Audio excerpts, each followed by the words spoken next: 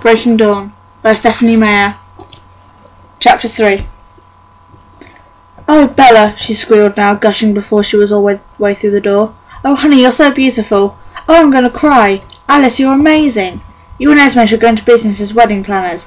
Where did you find this dress? It's gorgeous, so graceful, so elegant. Bella, you're like you just stepped out of an Austen movie." My mother's voice sounded a little distance away, and everything in the room was slightly blurry.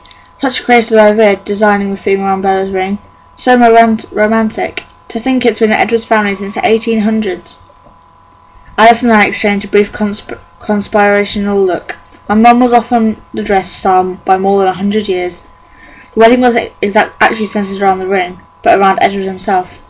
There was a loud, gruff throat clearing in the hallway.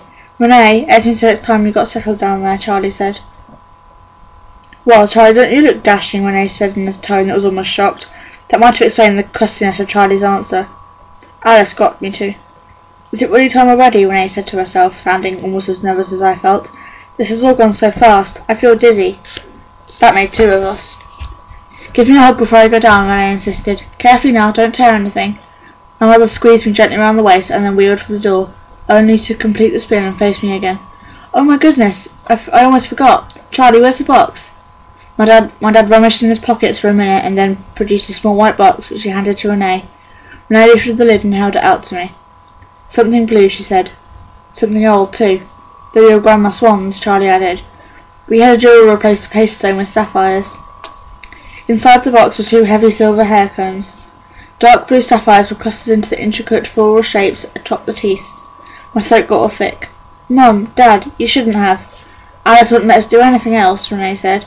"Every time we tried, she ripped our throat out." A hysterical giggle burst through my lips. Alice leapt up quickly and slid both combs into my hair under the edge of the thick braids.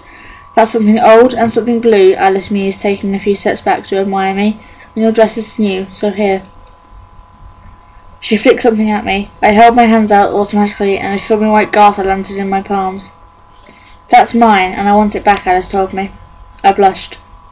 "There," Alice said with satisfaction. "A little colour. That's all you needed. You are officially perfect." With a little self-congratulatory smile, she returned to my parents. "Renee, you need to get downstairs." "Yes, ma'am." Renee blew me a kiss and hurried out the door. "Charlie, would you grab the flowers, please?" While Charlie was out the room, Alice hooked the garter at my hands and then ducked under my skirt. I gasped and touched as her cold hand caught my ankle, and she yanked the garter into place. She was back on her feet before Charlie returned with the two fluffy white bouquets. The scent of roses and orange blossom and freesia enveloped me in a soft mist. Rosalie, the best musician in the family next to Edward, began playing the piano downstairs. Pachel bells cannon. I began hyperventilating. "Easy, Bells," Charlie said. He turned to Alice nervously. "She looks a little sick. Do you think she's going to make it?" His voice sounded far away. I couldn't feel my legs. "She'd better." Alice stood right in front of me, on her tiptoes to better stare me in the eye, and gripped my wrist in her hard hands. "Focus, Bella. Edward is waiting for you down there." I took a deep breath and willing myself into composure. The music slowly morphed into a new song. Charlie nudged me. "Bells, we're up to a bat." "Bella?" Alice asked, still holding my gaze. "Yes?" I squeaked. "Edward, okay." I let her pull me from the room, with Charlie tagging along at my elbow. The music was louder in the hall. It floated up the stairs along with the fragrance of a million flowers. I concentrated on the idea of Edward waiting below to get my feet to shuffle forward. The music was familiar. Wagner's traditional march, surrounded by the flood of embellishments. "It's my turn," Alice chimed. "Count to 5 and follow." "Follow me." She began a slow, graceful dance down the staircase. I should have realised that having Alice as my only bridesmaid was a mistake. I would look that much more uncoordinated coming up behind her. A sudden fanfare trilled through the soaring music. I recognised my cue. "Don't let me fall, Dad," I whispered. Charlie pulled my hand through his arm and then grasped it tightly. "One step at a time," I told myself, as we began to descend to the slow tempo of the march. I didn't lift my eyes until my feet were safely on flat ground, though I could hear the murmurs and rustling of the audience as I came into view. Blood flooded my cheeks as the sound. Of course, I could be counted on to be the blushing bride. As soon as my feet were past the treacherous stairs, I was looking for him. For a brief second I was distracted by the procession of white blossoms that hung in garlands from everything in the room that wasn't alive, dripping with long lines of white gossamer ribbons. But I tore my eyes from the bowery company and searched across the rows of satin-draped chairs, blushing more deeply as I took in the crowd of faces all focused on me. And so I found him at last, standing before an arch overflowing with more flowers, more gossamer. I was barely conscious that Charlie stood by his side, and Angela's father behind them both. I didn't see my mother where she must have been sitting in the front row, or my new family, or any of the guests. They would have to wait until later. All I really saw was Edward's face. It filled my vision and overwhelmed my mind. His eyes were buttery burning gold. His perfect face was almost revealed the depth of his emotion. His perfect face was almost revealed the depth of his emotion, and then as he met my old gaze, he broke into a breathtaking smile of exhalation. Suddenly, it was only the pressure of Charlie's hand on mine that kept me from sprinting headlong down the aisle. The march was too slow, and I struggled to pace my steps to its rhythm. Mercifully, the aisle was very short, and then, at last I was there. Edward held out his hand. Charlie took my hand, and in a symbol as old as the world, placed it in Edward's. I touched the school miracle of his skin, and was home. I was home. Our vows were simple. Traditional words that have been spoken a million times and never by a couple quite like us. We asked Mr. Weaver to make only one small change. He obligingly traded the line "till death do us part" for the more appropriate "as long as we both shall live."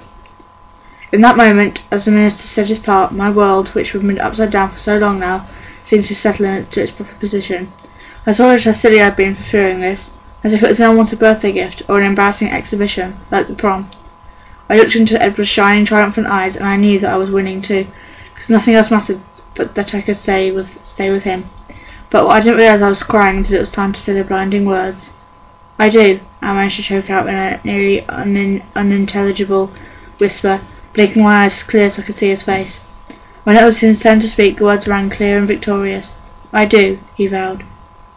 Mr. Weaver declared us husband and wife, and then it was Edward's hands reached up to cradle my face carefully, as if it was delicate as the white petals swaying above our heads. I tried to comprehend, though the film of tears blinding me, the surreal fact that this amazing person was mine. His golden eyes looked as if they had tears too, if such a thing were not impossible. He bent his head up towards mine, and I stretched up all the tips of my toes, throwing my arms, bouquet and all, around his neck. He kissed me tenderly, adoringly. I forgot the crowd, the place, the time, the reason, only remembering that he loved me, and he wanted me, and that I was his. He began the kiss, and he had to end it. I clung to him, ignoring the titters and throat clearing in the audience. Finally, his hands restrained my face, and he pulled back, too soon to look at me. On the surface his sudden smile was amused, almost a smirk, but underneath his momentary entertainment at my public admission was a deep joy that echoed my own. The crowd erupted into applause, and he turned our bodies to face our friends and family. I couldn't look away from his face to see them. My mother's arms were the first to find me. Her tear-streaked face was the first thing I saw when I finally tore my eyes unwillingly from Edward. Then I was handed through the crowd, passed from embrace to embrace, only vaguely aware of who held me.